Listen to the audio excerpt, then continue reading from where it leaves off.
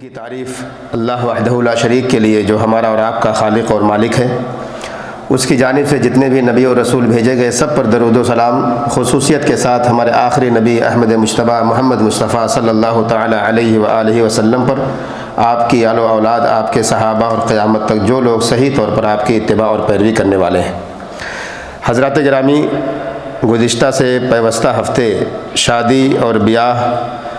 اور اس کی آسانی کے حوالے سے بہت ساری باتیں ہم نے جانی اور سمجھی ہیں۔ آج کے خطبے میں بھی انشاءاللہ اسی سے متعلق کچھ باتیں ہوں گی۔ اس سے پہلے والے ہفتے میں نے بتایا تھا آپ کو کہ زمانہ قدیم میں جو صحابہ اور تابعین کا زمانہ تھا، ان کے یہاں شادی کتنی آسان ہوا کرتی تھی۔ منگنی جیسے رسم و رواج جو آج کے زمانے میں رائج ہیں، ان کے وقت میں کتنی آسانی سے وہ ہو جایا کرتے تھے، اور بغیر کسی تکلیف کے دونوں طرف، چاہے وہ لڑکی والے ہوں یا لڑکے والے ہوں، دونوں میں سے بغیر کسی تکلیف کو اٹھائے ہوئے شادی اور بیاہ پورے ہو جایا کرتے تھے، اور کتنی آسانیاں ان کے یہاں تھیں۔ اس کے حوالے سے میں نے جو بات کہی تھی وہ سرسری طور پر آپ یہ جانیں کہ ایک حدیث کہ بندہ جب شادی کر لیتا ہے تو اس کا آدھا ایمان پورا ہو جاتا ہے۔ حدیث میں آتا ہے فَلْيَتَّقِ اللَّهَ فِي النِّصْفِ الْبَاقِي، اس کے بعد اسے چاہیے کہ جو آدھا بچا ہوا ہے اس میں اللہ سے وہ ڈرتا رہے۔ قدیم زمانے میں لوگ شادی بیاہ میں جلدی کیا کرتے تھے، اور ان کے یہاں شادی بیاہ کو آسان کرنا ہی دراصل معیار تھا۔ تقویٰ اور دینداری ان کے ہاں سب سے اہمیت رکھتی تھی، اور مہر کو انتہائی مخفف اور ہلکا رکھتے تھے۔ تخفیف المہور جسے کہتے ہیں عربی میں، کہ اس کو بڑا آسان اور کم رکھتے تھے تاکہ دینے والے کے لیے کسی طرح کی کوئی دقت نہ ہو، پریشانی نہ ہو کہ مہر کی وجہ سے کوئی شادی نہ ہو پا رہی ہو۔ اور ایسا ہوتا بھی ہے کہ ہمارے زمانے میں، جس کے بارے میں بات کروں گا ابھی، کہ مہر کو اتنا مشکل بنا دیا گیا ہے کہ اس کی وجہ سے اس کے انتظام میں لڑکے والے کئی سال کئی مہینے لے لیتے ہیں۔ منگنی ہو جاتی ہے اور کافی دنوں کے بعد جا کے شادیاں پوری ہوتی ہیں۔ کیوں؟ کیونکہ مہر کی ڈیمانڈ جو ہوتی ہے وہ بہت زیادہ ہوتی ہے، اور یہ چیز یہاں بھی رائج ہے کہ ایک بڑی مقدار میں معیار بنایا گیا مہر اتنا مشکل بنا دیا گیا کہ شادی میں تاخیر ہو رہی ہے اس کی وجہ سے، جبکہ صحابہ کرام کے زمانے میں بڑا آسان تھا۔ اگر کسی کے پاس دینے کے لیے کچھ نہیں ہے تو چند صورتیں اگر یاد ہیں تو اللہ کے نبی صلی اللہ علیہ وسلم نے ان صورتوں کو مہر بنا کر کے لوگوں کا نکاح کر دیا تھا۔ یہ آسانیاں تھیں اس زمانے کے اندر۔ موجودہ صورتحال کے حوالے سے آج گفتگو کروں گا کہ موجودہ صورتحال کیا ہے ہمارے اور آپ کے اس زمانے کے اندر جس میں ہم اور آپ رہتے ہیں۔ شادیوں کو کتنا مشکل بنا دیا گیا ہے۔ اس سے پہلے دو حدیثیں آپ کے سامنے رکھوں۔ اللہ کے نبی محمد الرسول اللہ صلی اللہ علیہ وسلم کی حدیث آتی ہے، ترکت فیکم شیئین لن تضلوا بعدہما، کہ میں نے تمہارے درمیان دو چیزیں چھوڑی ہوئی ہیں، تم ان دونوں چیزوں کو پکڑے ہوئے کبھی گمراہ نہیں ہو سکتے۔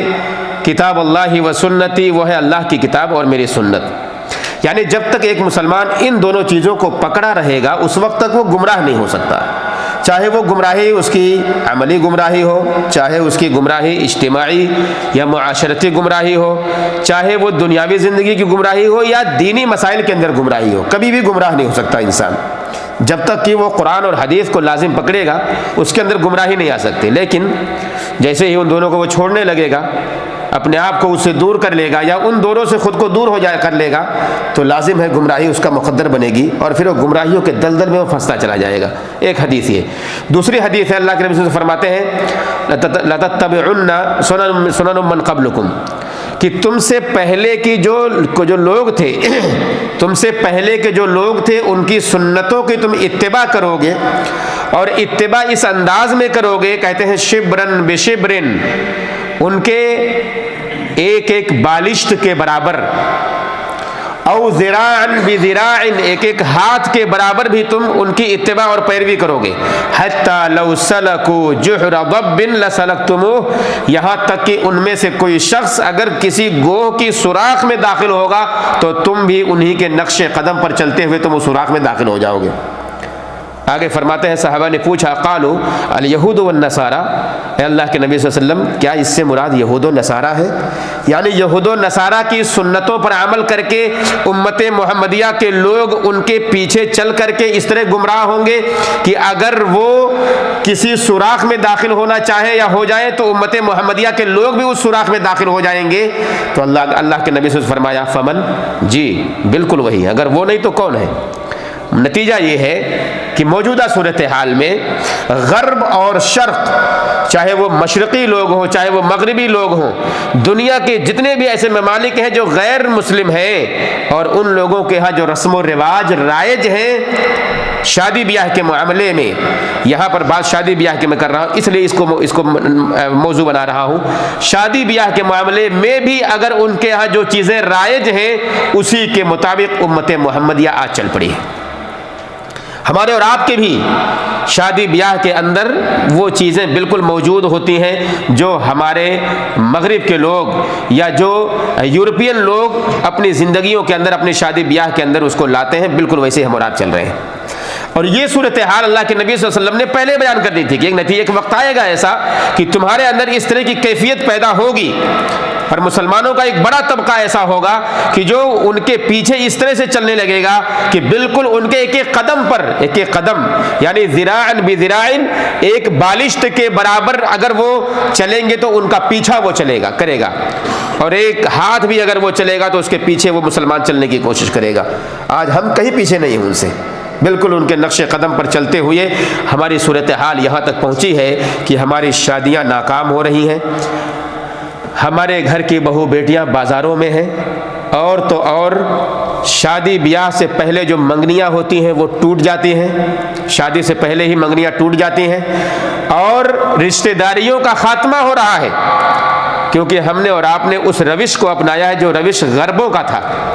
جو روش یورپین کا تھا، ان کے نقش قدم پر ہم چلنے لگے ہیں۔ اب نکاح اتنا مشکل ہو گیا کہ جہاں پر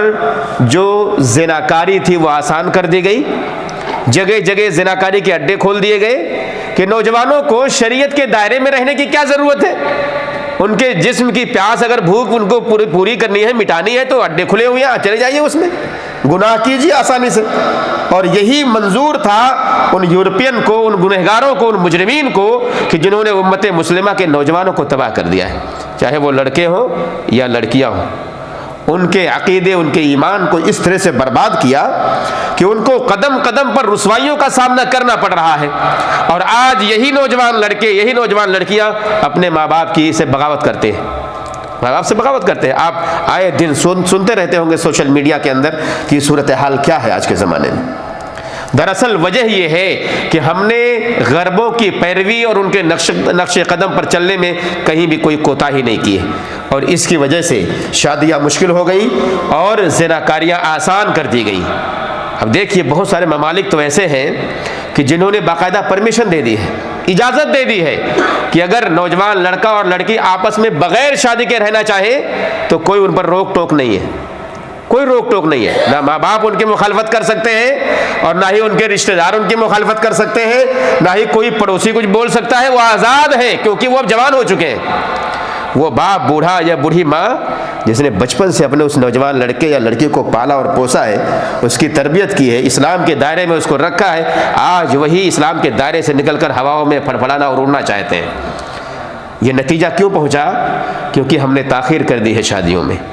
ہم نے نکاح کو مشکل بنا دیا ہے، آسان نہیں کیا ہے، نکاح اتنا مشکل کر دیا ہم نے کہ اس طرح کے سارے حدود اور قیود کو توڑ کر یہ نوجوان نسل بربادی کی طرف بھاگنے کے لیے بالکل تیار ہے۔ آخر ایسا کیوں ہوا ہے؟ یہ شادیاں مشکل کیوں ہو گئیں اور مشکل کے نتیجے میں یہ ماحول کیوں بن گیا ایسا؟ اس کے بہت سارے وجوہات ہیں۔ شادیاں مشکل یہ ہوئیں، جو پہلا سبب علماء بیان کرتے ہیں وہ یہ ہے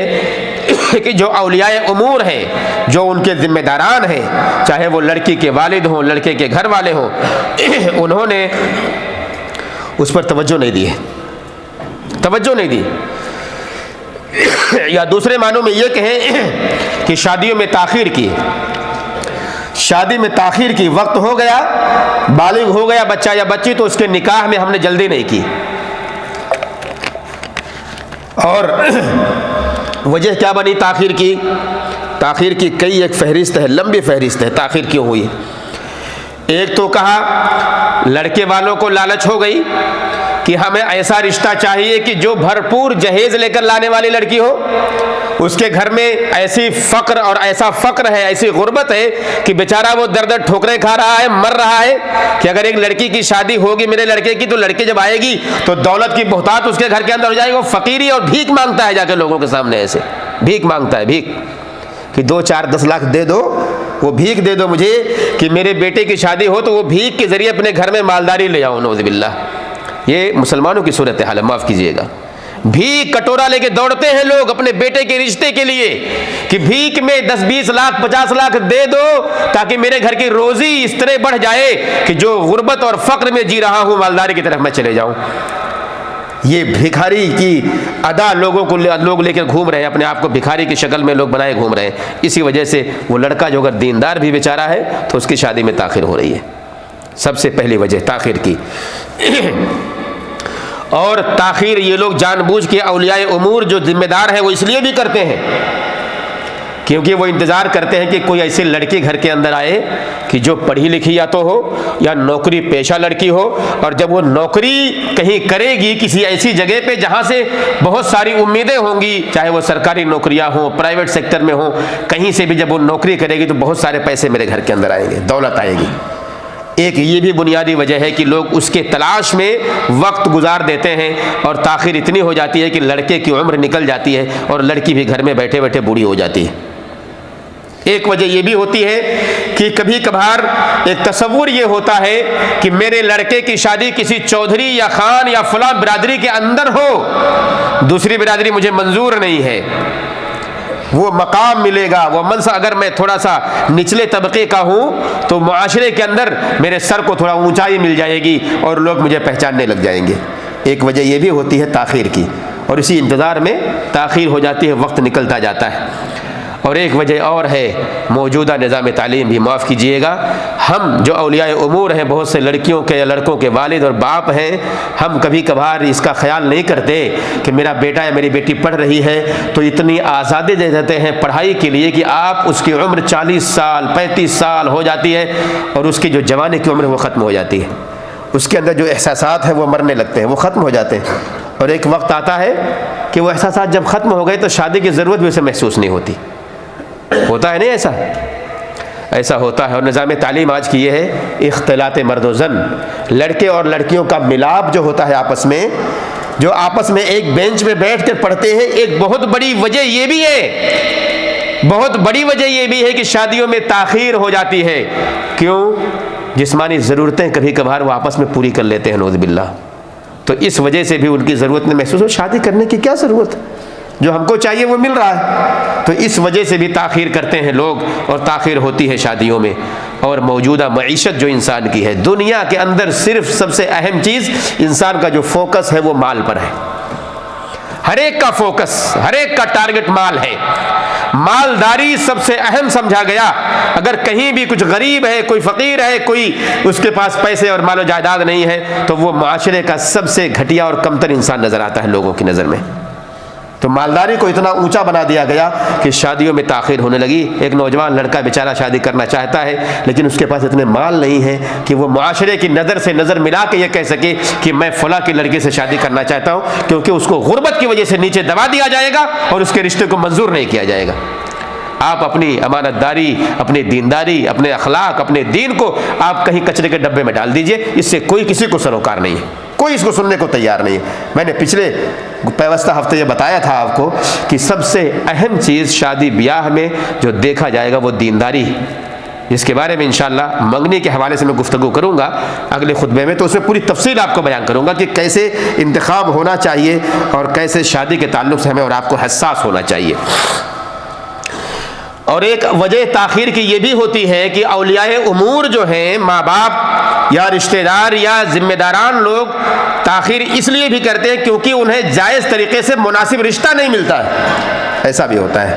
کبھی کبھار اچھی رغبت ہوتی ہے، چاہت اچھی ہوتی ہے کہ اچھا لڑکا ہمیں مل جائے، لڑکے والے سوچتے ہیں اچھی لڑکی ہمیں مل جائے، مگر انہیں وہ رشتے نہیں ملتے ہیں۔ لڑکا اگر ہے تو کہیں نشے کا عادی ہے، لڑکا اگر ہے تو ناکارہ ہے، لڑکا اگر ہے تو غیر دیندار ہے، لڑکا اگر ہے تو اس کے اندر کمانے کھانے کا کوئی ذریعہ اس کے پاس نہیں، کچھ کرتا نہیں ہے، گھومتا ہے، خالی آوارہ گردی کرتا ہے۔ لڑکیوں کو آپ دیکھیے تو نماز نہیں پڑھتی ہے، لڑکیوں کو آپ دیکھیے تو ماں کی نافرمانی کرتی ہے، لڑکیوں کو آپ دیکھیے تو آزاد خیال کی ہے، گھومتی ٹہلتی ہے، کہیں بھی کسی کے ساتھ بھی دنیا بھر کے رشتے اور دنیا بھر کی دوستیاں بنا کے رکھی وغیرہ وغیرہ۔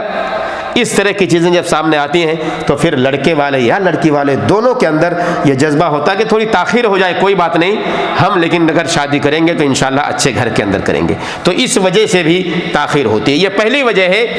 کہ شادی بیاہ کو مشکل اس لیے بھی بنا دیا گیا کیونکہ اولیاء امور نے جو ذمہ داران تھے ان کی طرف سے شادی میں جلدی نہیں کی گئی۔ دوسری وجہ عام طور پر یہ بھی ہوتی ہے کہ منگنی اور شادی بیاہ کے احکام کی جہالت، ان سے جاہل ہیں لوگ، ان کے بارے میں پتہ ہی نہیں کہ شادی بیاہ کیسے ہوتے ہیں، رشتے کیسے ہوتے ہیں، منگنیاں وغیرہ کیسے کی جاتی ہیں، اس سے جہالت ہے لوگوں کے یہاں، جبکہ ہونا یہ چاہیے۔ اللہ کے نبی صلی اللہ علیہ وسلم فرماتے ہیں فَاظْفَرْ بِذَاتِ الدِّينِ، دینداری کو ترجیح دی جائے، جس کے بارے میں مکمل طریقے سے انشاءاللہ میں خطبہ آپ کے سامنے رکھوں گا۔ جس نے رشتہ بھیجا ہے اس کے بارے میں مکمل جانکاری لینا، لوگوں کو پتہ ہی نہیں ہوتا ہے کہ رشتہ اگر آیا ہے کسی لڑکی کا یا لڑکے کا تو ان کے حوالے سے ہمیں معلومات لینی چاہیے۔ اللہ کے نبی صلی اللہ علیہ وسلم کے زمانے میں بھی اس طرح سے صحابیات ہوتی تھی، صحابیات باقاعدہ اگر کسی نے ان کے پاس رشتہ بھیجا ہے تو ان کے بارے میں معلومات لینے کے لیے نبی کے پاس آتی تھی کہ اللہ کے نبی صلی اللہ علیہ وسلم فلاں کی طرف سے مجھے رشتہ آیا ہے تو میں کیا کروں، اس سے نکاح کروں یا نہ کروں، شادی کروں یا نہ کروں، تو اللہ کے نبی صلی اللہ علیہ وسلم صاف صاف بتا دیتے تھے۔ اگر کوئی عیب ہے، کوئی خرابی ہے تو بھی اس کے بارے میں گفتگو، اور کوئی اچھائی ہے تو اچھائی کو بتا کر کے اور کہہ دیتے ہیں کہ فلاں آدمی سے نکاح کر لو۔ تو یہ کوئی عیب کی بات نہیں ہے۔ اگر ہمارے پاس بھی کوئی آئے پوچھے کہ مولوی صاحب فلاں کے بیٹے سے میں شادی اپنے بیٹی کی کرنا چاہتا ہوں، تو مولوی صاحب کو یہ نہیں کہ اس کے عیب کو چھپا کر کے کہہ دیں کہ بھائی آپ کر لو، اچھی لڑکی ہے، یا آپ مت کرو، ایسا ہے ویسا ہے، نہیں، جو حقیقت ہوگی اس حقیقت کو بتانا مولوی صاحب کی یا آپ کی بھی ذمہ داری ہے۔ آپ بتائیے، کوئی مشورہ لے رہا ہے تو اگر اس آدمی کی غیبت کرنے کی ضرورت پڑے جس کے بارے میں مشورہ لیا جا رہا ہے تو وہ غیبت جائز ہے، وہاں پر غیبت وہاں پر جائز ہے، کیونکہ وہ غیبت نہیں ہوگا بلکہ انفارمیشن ہوگی، اور آپ کو اس کے لیے بتانا ضروری ہوگا۔ اگر آپ نہیں بتائیں گے تو آپ ایسی صورت میں گنہگار ہو جائیں گے، کیونکہ آپ ایک چیز کو چھپانے والے ہو جائیں گے جس کا علم آپ کو تھا، آپ نے بتایا نہیں۔ تو اگر کوئی آپ سے مشورہ لیتا ہے، پوچھتا ہے کہ بھائی فلاں کے لڑکے سے میں شادی کرنا چاہتا ہوں، اپنے لڑکی کی، یا اپنے بیٹے کی شادی فلاں کی لڑکی سے کرنا چاہتا ہوں، تو آپ کی ذمہ داری ہے کہ آپ جانتے ہیں اگر اس کی حقیقت کیا ہے تو آپ بالکل آگاہ کیجیے، بتائیے اس کو صاف صاف، اس میں کوئی غیبت نہیں ہوگی، کوئی برائی نہیں ہوگی۔ اور ہمیں چاہیے کہ منگنی کے احکام سے مکمل طریقے سے واقفیت رکھیں۔ شریعت نے ہمیں اجازت دی ہے کہ ہم اور آپ جانیں سب سے پہلے کہ منگنی ہوتی کیسے ہے اور منگنیوں کا اہتمام کیسے ہونا چاہیے۔ آج کے زمانے میں، موجودہ زمانے میں بہت سارے ایسے لوگ ہیں جو اپنی ذہنی دیوالیہ پن کے ایسے شکار ہیں کہ اگر کہیں منگنی ہو گئی تو لڑکے اور لڑکیوں کو تنہا چھوڑ دیتے ہیں، بالکل آزاد چھوڑ دیتے ہیں کہ جاؤ، اب منگنی ہو گئی، گویا کہ رشتے میں بچ چکے ہو۔ بالکل نہیں، منگنی یہ پہلا اسٹیپ ہے شادی تک پہنچنے کا، نکاح تک پہنچنے کا۔ اللہ کے نبی صلی اللہ علیہ وسلم کی حدیث آتی ہے الا لا یخلون رجل بامرأة، الا لا یخلون رجل بامرأة الا کان ثالثهما الشیطان، خبردار تم لوگوں میں سے کوئی بھی مرد کسی بھی عورت سے تنہائی میں نہ ملے، اس لیے کہ ان دونوں کے درمیان تیسرا کون ہوتا ہے؟ شیطان ہوتا ہے، یاد ہے؟ اور شیطان اگر درمیان میں ہوگا تو کوئی اچھی باتیں نہیں ہونے دے گا۔ وہ آج کل مجھے اس کے بارے میں بتانے کی ضرورت نہیں، آپ سب جانتے ہیں، سب دیکھتے ہیں سوشل میڈیا کے وقت میں کیا کیا ہوتا ہے سوشل میڈیا کے اوپر، اور اس کے بارے میں انشاءاللہ باتیں آگے ہوں گی۔ میں نے کہا اب موجودہ صورتحال یہ ہے کہ شادی اور مشکل کر دیا گیا، لڑکے اور لڑکیوں نے خود اپنی مرضی کے مطابق اپنے رشتے ڈھونڈنے شروع کر دیے۔ دیکھیے، ہم نے جب تاخیر کی، اس میں ہم نے جب اصول اور ضابطے کا پاس نہیں رکھا تو ہمارے لڑکوں نے اپنے خود رشتے ڈھونڈنے شروع کر دیے، خود اپنے رشتے ڈھونڈنے شروع کر دیے، اولیاء امور کی ضرورت ہی نہیں رہ گئی، اور صورتحال یہاں تک پہنچی کہ ساری خاندانی شرافت کہیں کوڑے کے ڈبے میں ڈال دی گئی، آپ کی عزت کو نیلام کر دیا گیا سرے بازار، ہمارے اور آپ کے سر کو کٹا دیا گیا، ہماری ناک کو نیچا کر دیا گیا، اور ہم نے اپنے اس پیار بھری محبت جو ہم نے اپنے بچوں کو دی تھی، وہی بچے ہمارے باغی بن گئے، ہمارے خلاف اٹھ کھڑے ہوئے اور اپنی مرضی کے مطابق شادیوں کے لیے آمادہ ہوئے۔ ٹھیک ہے ان کے حقوق ہیں، وہ جانتے اور سمجھتے ہیں، مگر رسوا کرنے کا حق کسی کو نہیں شریعت میں کہ رسوا کر دیا جائے ماں باپ کو۔ بالکل اگر شریعت نے آپ کو پرمیشن دی ہے، اجازت دی ہے کہ آپ اپنی مرضی کے مطابق رشتے کر سکتے ہیں، مگر ایسا کہیں بھی نہیں ہے کہ آپ اس طرح سے رسوا کر کے گھروں سے بھاگیں، اپنے ماں باپ کو ذلیل کریں، رسوا کریں اور اپنے گھر کو خیر بات کہہ دیں، نعوذ باللہ۔ بالکل بھی شریعت نے اجازت نہیں دی ہے۔ کہا اللہ کے نبی صلی اللہ علیہ وسلم کی حدیث آتی ہے، اَيُّمَّ امْرَأَةٍ نَكَحَتْ بِدُونِ إِذْنِ وَلِيِّهَا فَهِيَ زَانِيَةٌ، او کما قال النبی صلی اللہ علیہ وسلم، کوئی بھی عورت جس نے اپنے بغیر ولی کی اجازت کے نکاح کیا تو وہ عورت زانیہ ہے، بلکہ ایک روایت میں فَهُوَ باطل، وہ نکاح باطل ہے، اس کا شمار ہی نہیں ہوگا۔ آج کے زمانے میں دیکھیے یہ کورٹ میرج وغیرہ سسٹم چلا ہوا ہے، کون نہیں جانتا ہے اسے، ہر کوئی اس سے واقف ہے، اور دہائی یہ دی جاتی ہے کہ بچے اگر جوان ہو گئے تو آزاد ہو گئے۔ انہیں شریعت نے اتنا آزاد نہیں کہ اپنے ماں باپ کو رسوا کریں، بالکل آزادی نہیں اتنی کہ جب چاہیں اپنی مرضی سے جہاں جاہیں بھاگ کے جائیں اور شادیاں کر لیں۔ تو یہ صورتحال پہنچی کب؟ جب ہم نے اور آپ نے شادی بیاہ کی مصلحتوں کو نظر انداز کیا، لوگوں کی ضرورتوں کو ہم نے سمجھا ہی نہیں، اپنے بچوں کی ضرورتوں کو ہم نے سمجھا ہی نہیں۔ جب اس میں تاخیر ہوئی، لیٹ ہوا، جب شریعت کے مقاصد کو ہم نے جانا ہی نہیں، تب جا کر کے یہ صورتحال پیدا ہوئی کہ آج بغاوتوں پر لوگ آمادہ ہوئے بچے، اور پھر ہمارے اور آپ کے سر کو نیچا کیا گیا، ہمیں معاشرے کے اندر، ماحول کے اندر رسوا کر دیا گیا۔ اور آگے تیسری بات اس کے حوالے سے یہ ہے کہ آج ایک چلن جو بنا شادی اور بیاہ کے اندر، جو خرابی آئی وہ ہے بارات اور جہیز کا تصور۔ باراتیوں کی ایک بڑی تعداد، ایک بڑا لشکر لے کے، ایک فوج لے کر کے لڑکے والے جب لڑکی والوں کے گھر پر پہنچتے ہیں، اللہ کی پناہ آپ دیکھیے، اللہ تعالیٰ بچائے ہم لوگوں کو، محفوظ رکھے ہمارے گھروں کو، ہماری بیٹیوں کو، ہمارے بچوں کو اس طرح کے منکرات سے، جو منکرات بالکل سر اٹھا کر، سر پہ بالکل ڈنکے کی چوٹ پر پورے دنیا کے اندر اعلان لوگوں کے سامنے کیے جاتے ہیں اور بیان کیے جاتے ہیں، لوگ کرتے ہیں دھڑلے سے۔ لوگ بارات کی شکل میں یقین مانے 200 400 ہزار تک لوگ پہنچتے ہیں۔ کس نے پرمیشن دی ہے؟ یہ شریعت نے کہیں بھی گنجائش دی ہے اس کی کہ اتنے بڑے فوج کو لے کر کے آپ پہنچیے کسی کے گھر؟ جو آپ کو کرنا ہے وہ آپ کرتے نہیں ہیں، جو آپ کو نہیں کرنا ہے وہ سارے کام آپ کرنے کی کوشش کرتے ہیں، اور ان ساری چیزوں سے ہمیں اور آپ کو روکا گیا ہے۔ اس کے بارے میں انشاءاللہ اگلے ہفتے میں بات کروں گا۔ اللہ سے دعا کرتا ہوں کہ اللہ رب العالمین ہم سارے مسلمانوں کو شریعت کا پابند بنائے، ہم سارے مسلمانوں کو دین پر چلنے والا بنائے۔ اے اللہ ہم سارے مسلمانوں کو اپنی شادیوں کے اندر اچھائیوں کے ساتھ اس کو پیش کرنے اور عمل کرنے کی توفیق دے، ہمارے بچے اور بچیوں کو ہدایت دے۔ اے اللہ ہمارے بچے اور بچیوں کو اچھے رشتے دے۔ اے اللہ ہمارے اندر کوئی کمی ہے، کوئی خرابی ہے تو ان سب کو دور فرما دے۔ ہمارے اندر کہیں بھی کوتاہی ہے تو اللہ ان کوتاہیوں سے ہم سب کو نکال دے، ہمارے اندر بیداری پیدا کر۔ اے اللہ جب تک ہمیں زندہ رکھ اسلام پر ہمارا خاتمہ ہو تو ایمان پر ہو۔ آمین یا رب العالمین۔ وصلی اللہ وسلم علی نبینا محمد وعلی آلہ وصحبہ اجمعین۔